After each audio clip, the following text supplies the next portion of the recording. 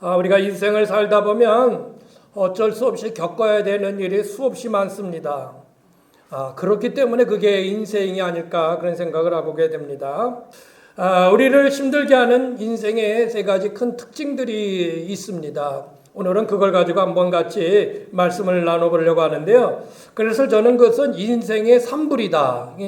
불자가 들어가는 인생의 산불이라고 말씀드릴 수 있겠습니다. 첫 번째는 불확실성이다라는 것입니다. 불확실성. 언제 무슨 일이 일어날지 아무도 모른다는 거죠. 여러분은 아십니까? 언제 내 앞에 어떤 일들이 닥칠지를 우리가 어떻게 합니까? 우리는 전혀 알지를 못합니다. 두 번째는 불가항력이라는 것입니다. 즉, 내 힘으로는 될 수 없는 일들이 너무 많다는 겁니다. 내 힘으로 가능하다면 하겠죠. 근데 내 힘으로 가능하지 않아요. 그런 일들을 너무 많이 겪게 되는 것이죠. 세 번째는 불의함입니다. 불의의 시대. 개인과 사회가 의롭게 살지 않는 것입니다. 의롭게 살지 못하는 거예요. 근데 이 개인과 사이의 불의는요, 그것으로만 끝나는 것이 아니라 당하는 사람들에게 많은 불행을 가져다가 줍니다. 이 세 가지는 시대나 또 세대나 지위나 어떤 것에 상관없이 일어나는 일들입니다. 나라의 가장 높은 대통령이면 이런 것을 안 겪을까요? 그렇지 않죠. 여러분, 우리나라 대통령들을 보세요. 중간에 탄핵당 대통령도 있고요. 어떤 대통령은 여러분 잘 아시겠지만 퇴임 자살한 대통령도 있고 감옥에 간 대통령도 여러 때지요. 자, 이런 인생의 특징은 이스라엘의 두 번째 왕인 다윗에게도 피할 수 없는 필연적인 것이었습니다. 아들 압살롬이 자기 형제 암논이라는 형제를 죽이고 그것도 모자라서 아버지를 죽이고 내가 왕이 되겠다고 아버지를 쫓아다니는 것입니다. 죽이겠다고 쫓아다니는 거예요. 다윗이 어떻게 되나요? 아들 압살롬을 대항하여 싸워야 하나요? 그렇다면 부자 간에 아마 혈투가 벌어질 것은 그건 자명한 일입니다. 오늘 시편 4편은 이런 상황에서 다윗 쓴 시이다라고 대부분의 주석가들이 그렇게 주석하고 있습니다. 다윗은 2절에 이렇게 인생에 대해서 한탄하고 있습니다. 시작! 인생들아, 어느 때까지 나의 영광을 바꾸어 욕되게 하며 헛된 일을 좋아하고 거짓을 구하려는가? 지난 시간에도 보았듯이요, 다윗에게는요, 틈만 있으면 다윗을 죽이려는 적들이 너무 많았습니다. 아마도 그는 이런 고백을 했던 것은 정말 인생이라는 게 내 뜻대로 안 되는구나. 내 인생은 왜 이렇게 괴로운가, 힘든가. 그런 한탄 속에서 아마 이 시편을 쓰지 않았나 그런 생각을 갖게 됩니다. 이런 것이 다윗만의 고백일까요? 아닙니다.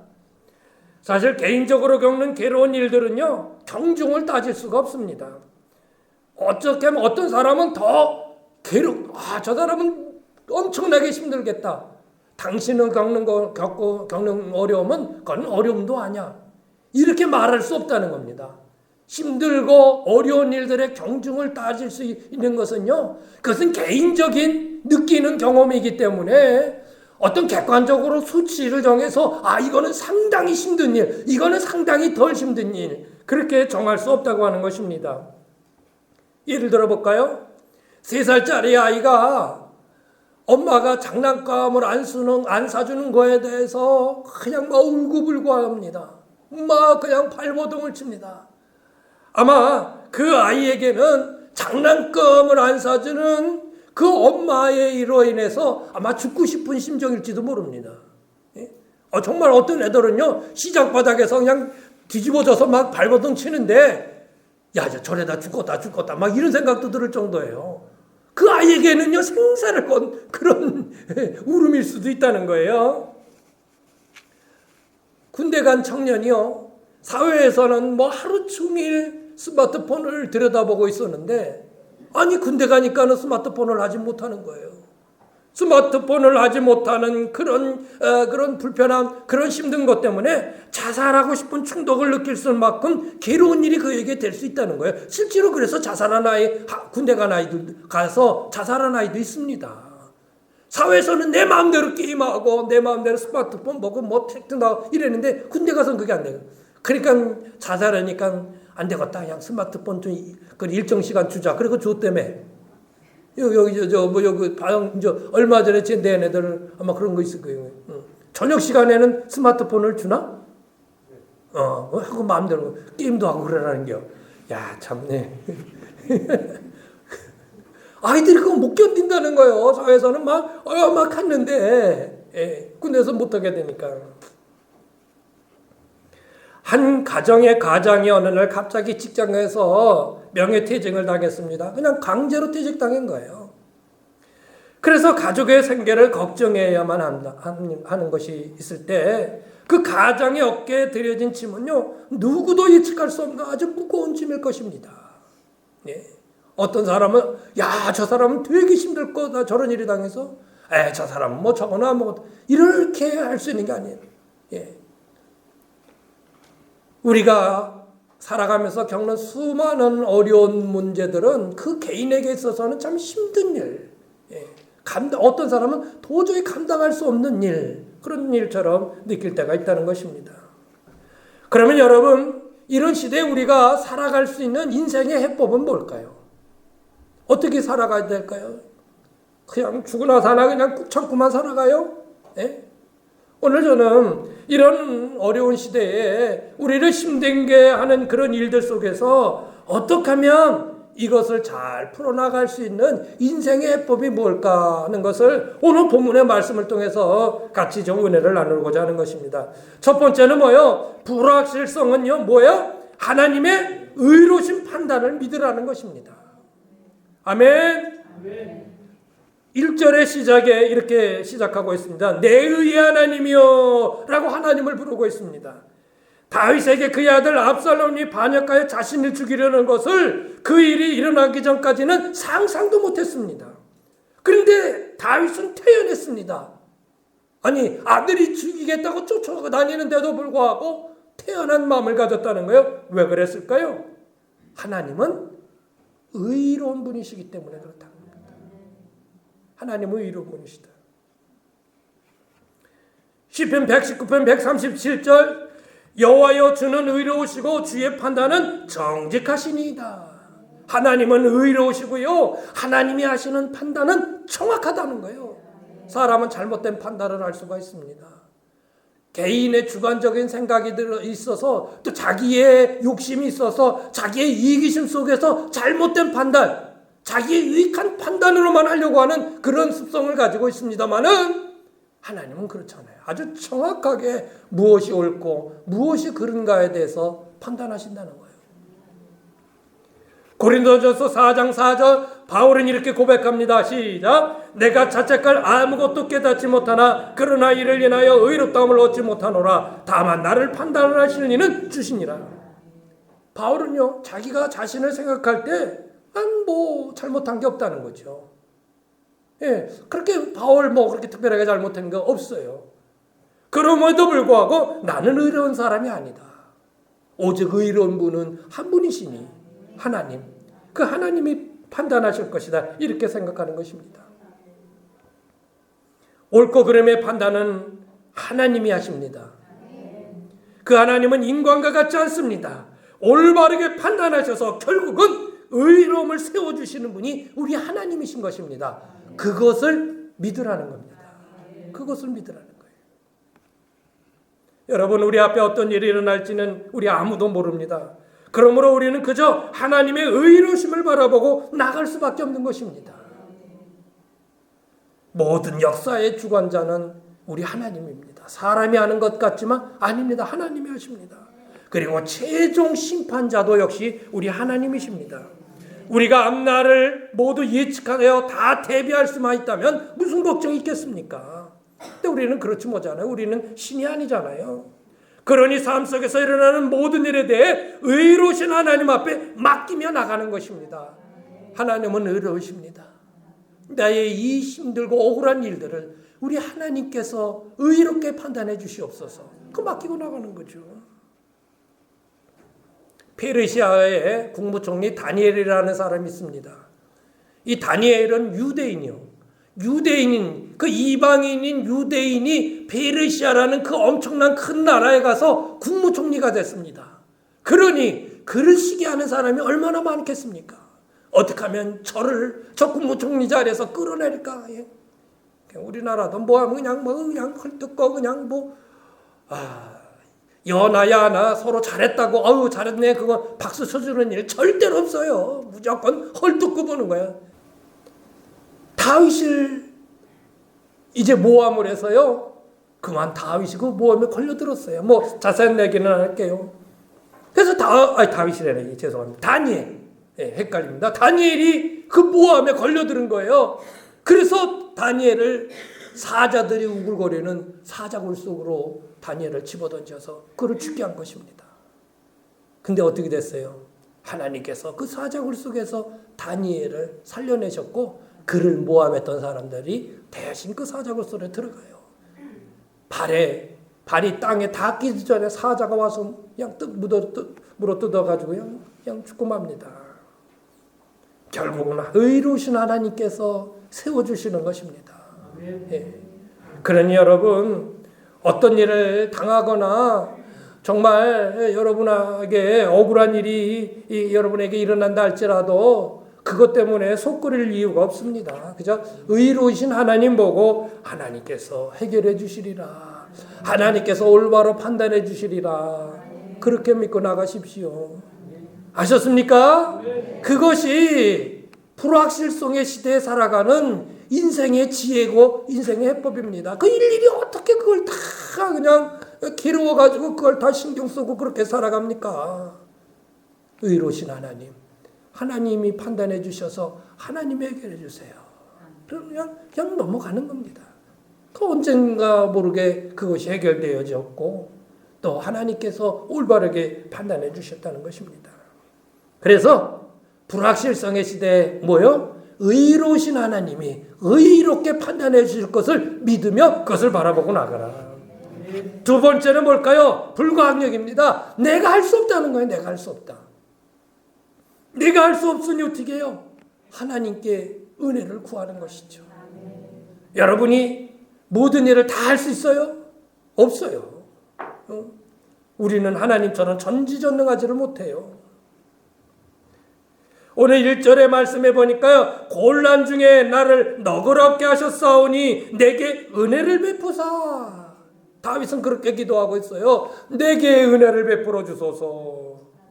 여러분 우리는 은혜를 할 때 은혜가 무엇일까? 우리의 기본적인 개념들을 알아야 됩니다. 아이고 내가 은혜 많이 받았어. 아유 고마워. 예, 진정한 여러분 은혜가 뭘까요? 첫 번째 은혜는요. 행위의 대가가 아니라 하나님이 긍휼히 여겨서 거저주시는 선물이 은혜예요. 우리가 받은 구원이 이에 해당되는 것입니다. 내가 무슨 어떤 일을 잘해서 무슨 하나님이 뭐가 기뻐하시는 일들을 많이 해서 그 대가로 하나님이 주시는 것은 그건 은혜가 아니에요. 그건 은혜가 아니에요. 예수님께서 이런 비유를 해주셨습니다. 어떤 큰 포도원의 주인이 있어요. 근데 그 포도원에 일을 해야 되는데 이제 일꾼을 데려오는 거예요. 아침 6시에 나가서 일꾼 데려오고 또 9시에 나가서 일꾼 데려오고 12시에 나가서 일꾼 데려오고 3시에 나가서 일꾼 데려오고 계속 데려오는 거예요. 그리고 마지막 5시에 나가서 또 일꾼을 데려왔어요.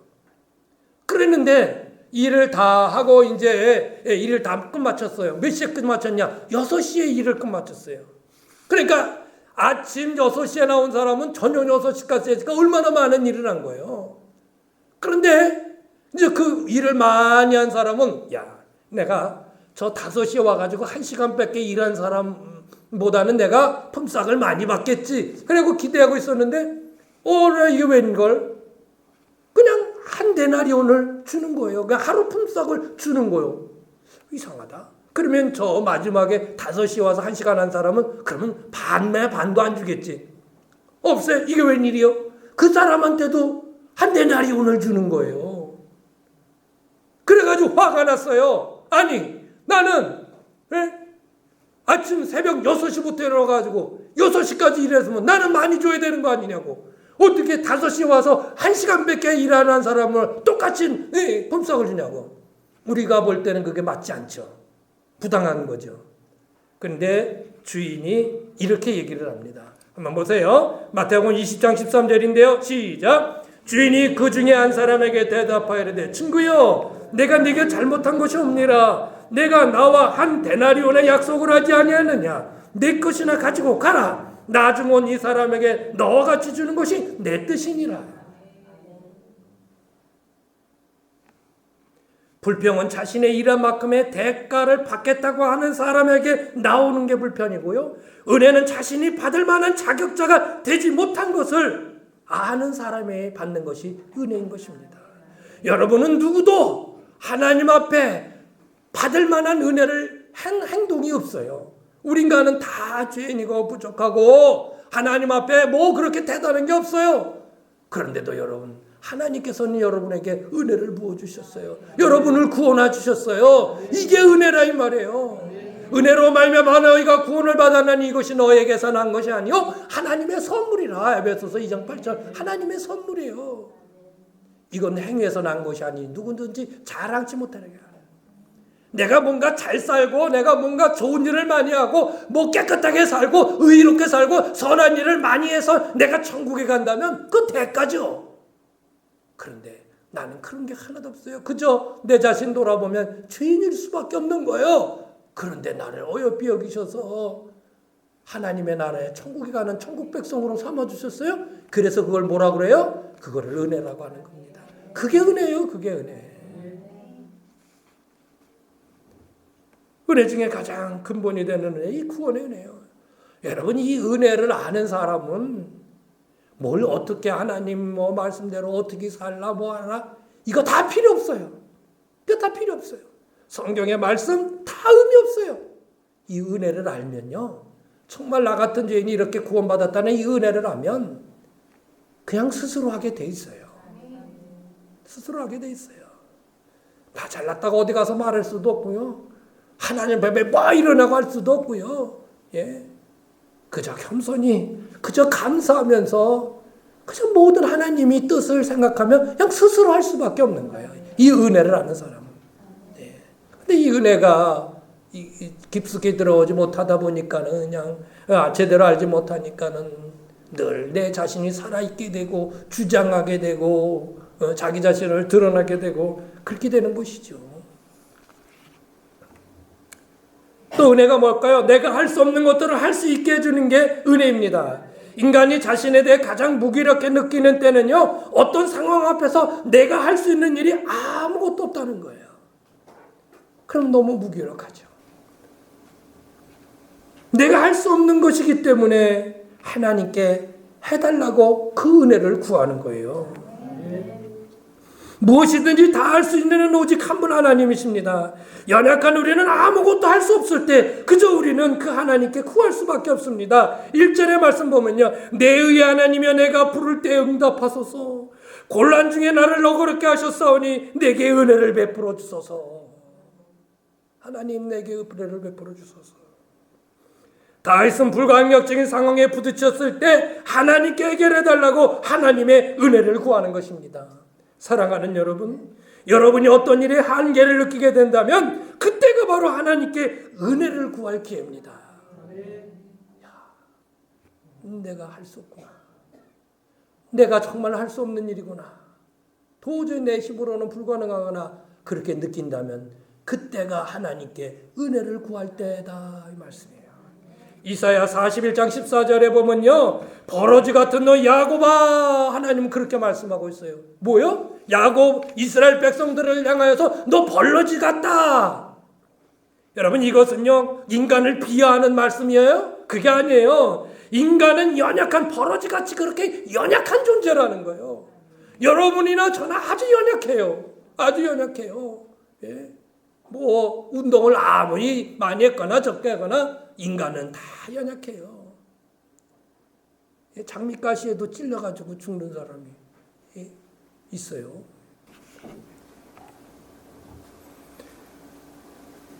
너 버러지 같은 야곱아.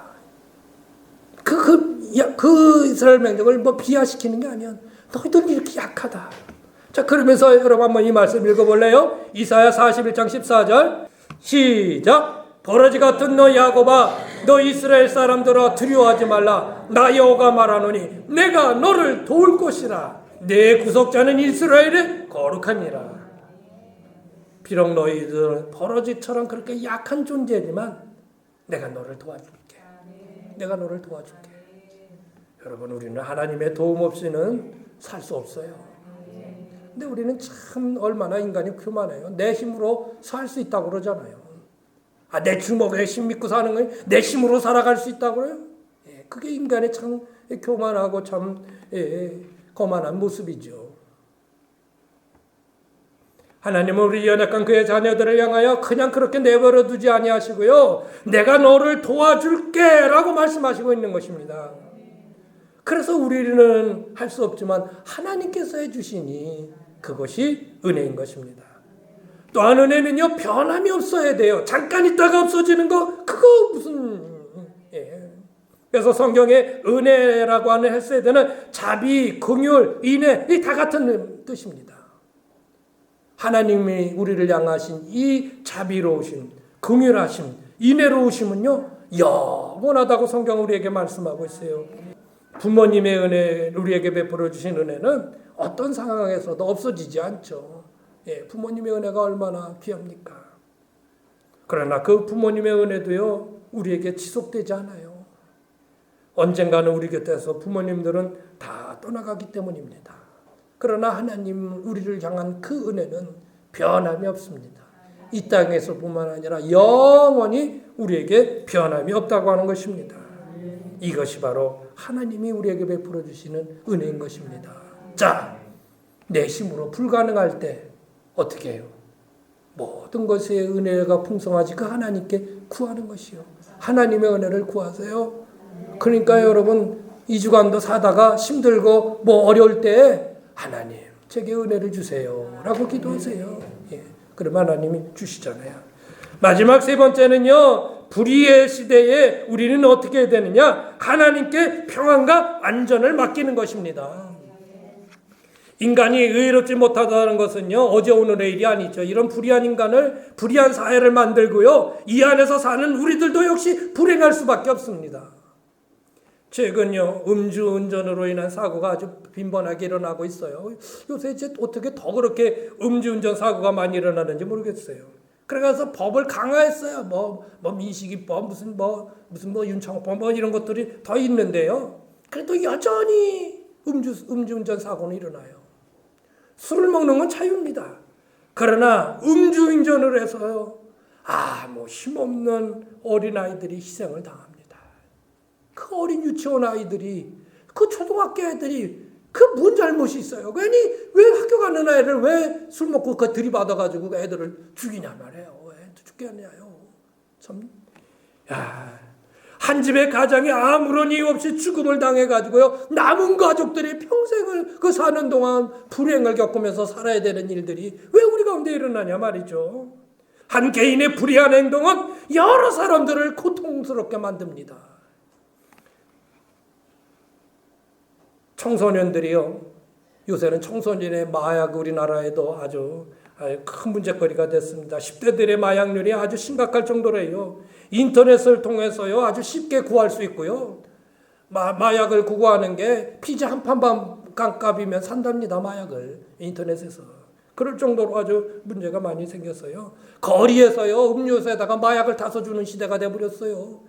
이게 상상이라 될 일입니까? 학생들한테, 고등학생, 중고등학교 아이들에게 또는 초등학교 아이들에게 이거 새로 나온 음료수들하고 먹어보라고 줬는데 거기에 마약이 들은 거예요. 이런 시대예요, 이런 시대. 악한 사람들의 생각들이, 의롭지 못한 사람들의 일들이 이렇게 많은 이들에게 불행한 일들을 주고요. 최근에는 또 동성애자가요, 성소수자 인권보호라는 이름으로 합법화될 조짐이 보이고 있습니다. 이미 초등학교에서부터는요, 성은 우리 스스로 결정할 수 있다는 거예요. 내가 남자가 될지 여자가 될지 내 스스로, 그걸 내 스스로 어떻게 결정해? 그냥 부모가 남자 낳게 되면 그냥 고추 달고 나면 남자고 그렇지 않으면 여자잖아요. 근데 그걸 내 마음대로 곧 뜯어 고칠 수 있다는 거예요. 남자가 남자하고 뭐 관계를 맺어도 뭔 상관이냐는 거예요. 이런 시대가 돼버려가지고 이런 걸 볼 때마다 우리 사회가 마치 소돔과 고모라 상으로 그냥 그 치닫는 그런 심판의 소돔 고모라의 심판의 때로 치닫는 것처럼 그렇게 보이게 됩니다. 본문 말씀에 오늘 말씀에요. 다윗이 한탄을 합니다. 이런 불의함으로 인한 죄의 모습을 한탄해요. 오늘 말씀 2절에 보니까 인생들아 어느 때까지 나의 영광을 받고 욕되게 하며 헛된 일을 좋아하고 거짓을 구하려는가. 4절 너희는 떨며 범죄하지 말지어다. 어쩌면 타락한 인생들에게 의로움을 기대하는 것은요 처음부터 불가능한 일일지도 모르겠어요. 그러면 이 땅에 불의함으로 인해 불안 속에서 살아가는 인생에 늘 그 불의한 일들로 인해서 살아가는 그런 우리의 인생에 어떻게 이것을 해결해 나갈 수 있느냐. 하나님께서 우리의 안전을 지켜주셔야 돼요. 아멘 좀 하시죠. 하나님께서 우리 안전을 지켜주셔야 돼요. 이 땅에 그 어떤 나라나 정부나 제도도요 안전을 100%다 보장해 줄 수 없어요. 민주주의가 발전하고 모든 안전장치가 잘 갖춰진 선진국은 불의한 일들이 안 일어나나요? 아니에요. 미국은요 초등학교 아이가요 총 가지고 들어가지고 선생님하고 애들 그 교실에서 쏴대는 나라가 미국이요. 아유 무서워. 성경은 우리를 안전하게 보호해주시고 지켜주실 이는 하나님이라고 말씀하고 있어요. 시편 121편 7절 여호와께서 너를 지켜 모든 환난에서 면케 하시며 또 내 영을 지키시리라. 잠언 29장 25절 사람을 두려워하면 올무에 걸거되거니와 여호와를 의지하는 자는 안전하리라. 이사야 42장 67절 나 여호와가 의로 너를 붙들었은즉 내가 내 손을 잡아 너를 보호하며 너를 세워 백성의 언약과 이방의 빛이 되게 하리라. 그리고 오늘 말씀 함께 읽어보십시다. 8절 시작.